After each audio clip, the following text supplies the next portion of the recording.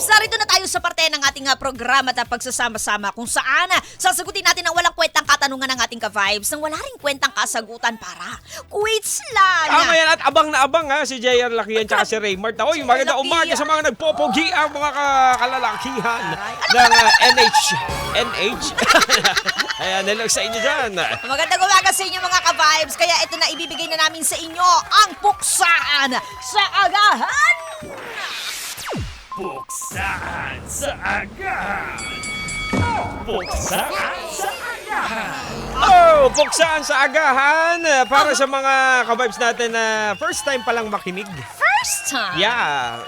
Ito yung mangyayari sa amin na magkakaroon kami ng battle. Wow, battle! Wow, battle! Akala mo naman sa ating mula to sa tanong ng ka-vibes natin. Akala ko mula Batanes hanggang Huli. Oh, diba?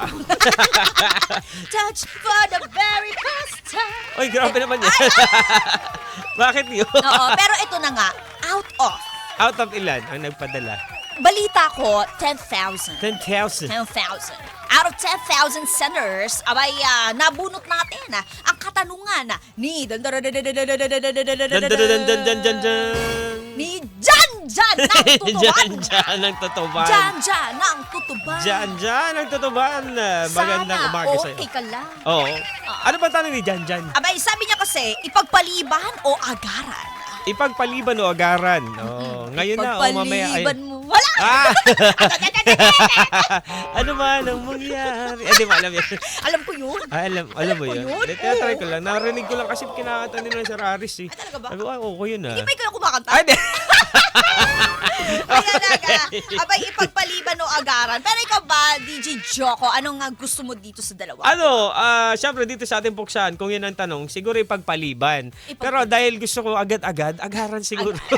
Agaran. Aba, Agaran na, huwag na patagalin. Oh, no? sige. Dahil agaran, sige, sa akin naman ipagpaliban. Sige. Ayan. Adi, puksay na natin. Puksay na natin to. Oh, total, agaran sa'yo. Pagtalunan na natin to. Ano, pagtalungan? Pagtalunan. Pagtalungan. Kala ko pagtalungan. Ano raw? Ay, bunga nga. Uy. Eto na nga. Simulan na natin to. Kaya Puksay naman, na natin. Jan! Makinig ka dyan. Palakpakan para sa mukha mo. Dyan. Eto na ang beat. Hawak mo ang beat. Hawak mo ang beat. Hawak mo ang beat. Beat. Yeah, let's go. Inaanto ka ba? Well, makinig ka na. Yeah. Ito na ang oras para Eto na, simulan na natin. Puksaan sa agahan, kakaibang daldalan. Hindi mapipigilan, Joko Mia ang pangalan. Yeah. Sabay sa umagahan, halina't pag-usapan. Sa radyo ay pakinggan, ngayon mo malalaman ang tanong sa puksaan. Kinakabahan ako dahil sa tanong mo. Dyan ang tutuban, ipagpaliban mo agaran. Dyan. Yan ang kanyang katanungan. Dyan. Ready na ba Dyan. ako? Hindi pa. Teka lang. Hihinga muna ako. Go. In a 3, Mamma in a mia. 2, in a 1, 2, 3, let's go. Mayroong dalawang uri ng tao dito sa ating mundo. Yan ang agarang umaksyon at nagpapaliban ng trabaho. At alam mo ba, dyan kung nasaan ka man sa tanong mo may kasagutan. Kaya makinig ka lang dyan. Masama man pakinggan at ako may huhusgahan. Pero minsan okay na rin may mga bagay na ipagpaliban. Di sa pabanjing-banjing lang at wala tong kahadlagahan. Pero maraming di importante ang nagkukunwari lang. Minsan ng agaran, lalo pag hindi pinag-isipan. Kala mo okay lang pero sa peligro ang hantungan. Kaya chill ka lang, huwag kang padalos-dalos dyan. Mag-isip ka muna, di yung basta-basta ka na lang. Hey! Grabe din diretso ni Mama Teka Mia. lang. Teka lang, Wait. medics, kailangan ka namin. Nagdidilim yung patingin ko! Nagdilim.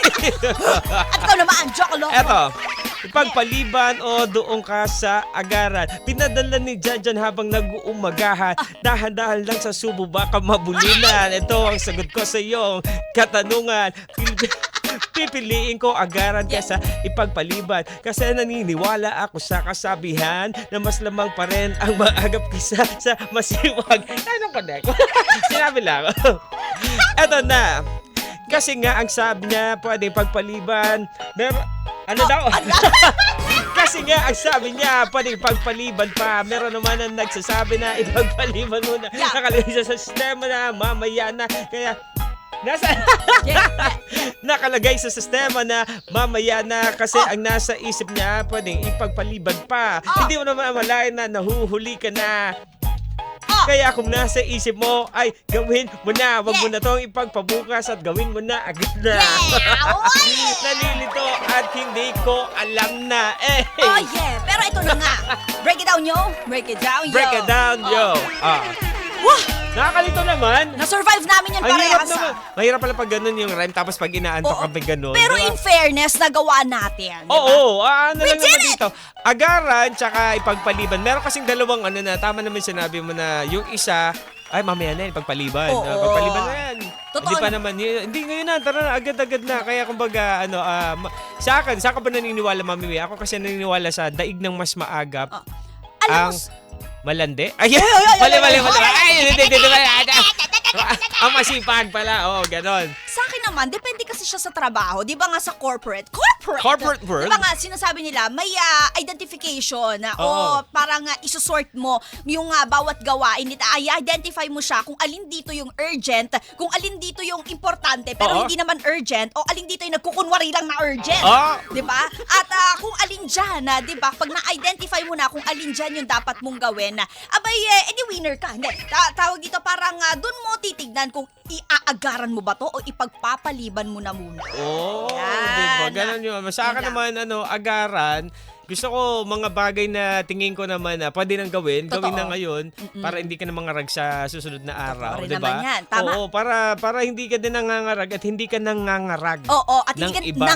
Tama Oo, yan, ganun nangangarag. yun. So, Minsan parang- kasi nang tataranta ka ng ibang tao. taranta ka pala eh. Oo, yun. Ay, hindi, natataranta ka Oo, pala eh. tataranta. Totoo naman yun, di ba? At saka minsan kasi, kapag hindi rin naman ginawa ng agaran, nakakalimutan. Hanggang sa wala na, lumipas na lang ang mga buwan, lumipas ang mga linggo, oras, sayang lang ang panahon hanggang sa lumipas na yung trend. Oo, Ganyan. so ganun. Kaya, kumbaga kung may pagkakataon gawin mo na ng agaran kasi di mo naman alam kung ano ba mangyayari kinabukasan. totoo Parang, naman. ikaw, di ba? Oo, ikaw din. Ikaw Oo, din ang malaki ka talo. na, di ba? Oo, malaki ka na. Di ba? At ikaw naman dyan, di ba? Kung meron ka talagang balak ipagpaliban, sa totoo lang, gusto ko rin naman na agaran. Pero may mga bagay rin naman talaga na feeling ko lang feeling urgent lang naman yan. Sa Ay, totoo mga lang. feeling ganun, feeling Diba? urgent. Kaya sa tingin ko, hindi, ipagpapaliban. Ako ang magde-decide, ipagpapaliban ko yan, be. Ay, Oo, di, wag ka agaran munang- yan. Wag ka munang umano, wag ka munang umextra. Wag kang Oo, di ba? Hindi kasi totoo yun, di ba? Akala mo, ngangaragin ka ng ibang tao. Oo. Tapos yun naman pala, sa susunod pa pala kailangan to, may mga gagawin pa ako. Eh, be. gusto nila nakikita nangangarag ka. O, Diba? bakit ba? Kaya yan ang mahirap kapag tawag dito, hindi mo rin ma-identify talaga kung alin yung dapat mong unahin. Unahin mo muna yung urgent, yung dapat mo na talagang gawin, tapos sunod doon, yung parang mahalaga nga siya pero hindi naman agad-agad ganun dapat lang gawin. yun. Basta kung kayang Ganun lang. agaran, gawin na. Kung pwede ipagpaliwan, pwede. Basta gawin mo to ng sagaran. Oo. At Ay. ibigay ang iyong 100% Oo. sa bawat ginagawa mo talaga. Alam niyo ba mga ka-vibes, kaya din napag-uusapan yan, kasi sa kultura ng Pilipino, Oh, sige, di ba? yan. Sinama mo na yung kultura. Oo, sa kultura ng Pilipino, meron tayong tinatawag na manana habits. Oo. Di ba? Na parang Ano man niya kay mamayana. sabit? Hindi naman. Ano man. Manana habits. okay, kala ko. Yan. Ang ibig sabihin ng manana ay tomorrow o bukas na. Oo. Di ba? Hango sa salitang Espanyol ho yan.